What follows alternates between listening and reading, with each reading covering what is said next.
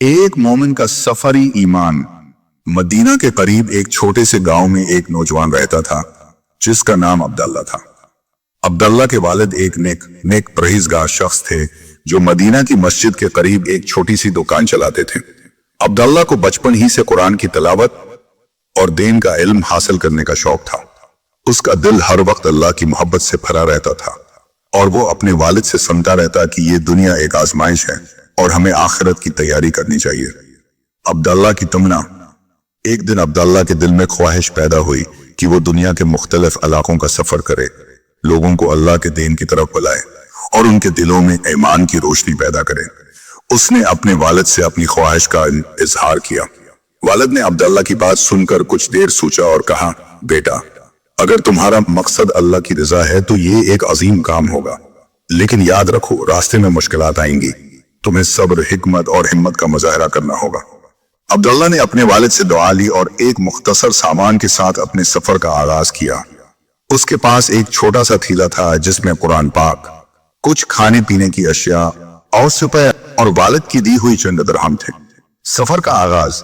सफर के पहले दिन ही अब्दुल्ला को एक परेशान हाल शख्स मिला जो सड़क किनारे बैठा हुआ था। अब्दुल्ला उसके करीब गया और पूछा, भाई, आप इस कदर परेशान क्यों हैं? इस शख्स ने जवाब दिया, मैं एक मुसाफिर हूं, मेरा सामान और पैसे खो गए हैं और मैं यकीनन अपने घर वापस नहीं जा सकता। अब्दुल्ला ने अपनी जेब में मौजूद थोड़ी सी रकम निकाली और उस शख्स को दे दी। वो शख्स बहुत खुश हुआ और कहने लगा, अल्लाह तुम्हें हमेशा कामयाब करे। नौजवान। पहला गांव और मुश्किलात।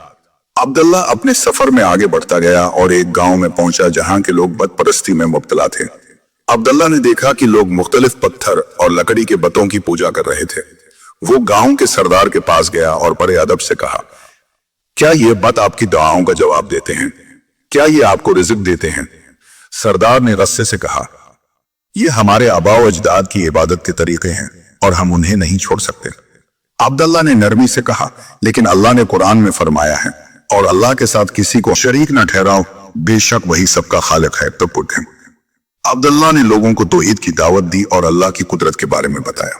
कुछ लोग उसकी बातों से मुतासिर हुए, लेकिन सरदार और उसके पैरोकारों ने अब्दुल्ला को गांव से निकालने की धमकी दी। सब्र का मुजाहरा। अब्दुल्ला ने सब्र का दामन हाथ से न छोड़ा।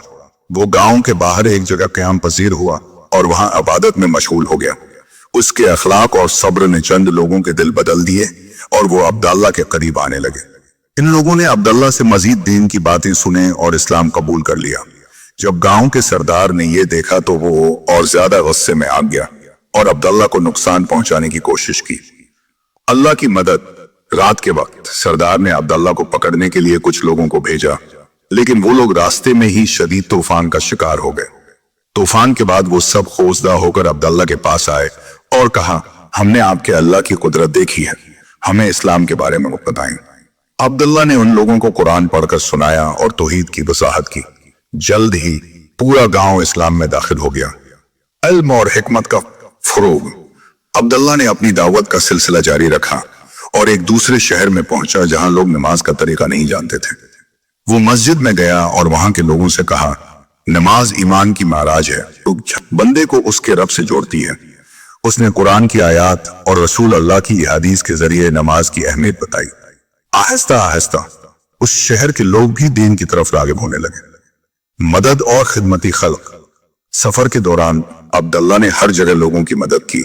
किसी को खाने की जरूरत होती तो वो खाने का देतमानी के इंतजाम करता, किसी को लिबास चाहिए होता तो अपनी चादर बांट देता। इसके हंसने अखलाक और मदद के जज्बे ने लोगों के दिल जीत लिए। वो कहता, इस्लाम सिर्फ इबादत का नाम नहीं, बल्कि ये दूसरों की मदद करने और उनके साथ इंसाफ करने का भी दरस देता है। आखिरी मंजिल। अब्दुल्ला का सफर कई साल जारी रहा। उसने दर्जनों गांव और शहरों में दीन की रोशनी फैलाई। आखिरकार वो एक ऐसे इलाके में पहुंचा जहां लोग आपस में लड़ाई झगड़े और जुल्म व ज्यादती में मुब्तला थे। के सामने रसूल अल्लाह की सीरत बयान की और बताया कि इस्लाम ने किस तरह इंसाफ, मोहब्बत और भाईचारे का सबक दिया है।